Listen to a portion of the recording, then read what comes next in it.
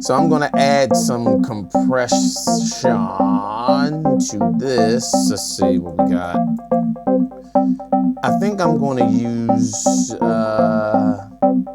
let's use a multiband on this real quick. The way I can get the high end on it to cut through while not affecting what is going on with the mid-range or low end, or actually high highs. So that should be good. So let's see what this sounds like now with the good. Okay, so now that that can be heard, I'm gonna turn that, go back to the second one,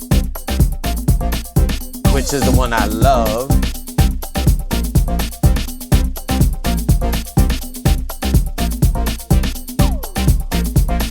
Want that to cut through a little more.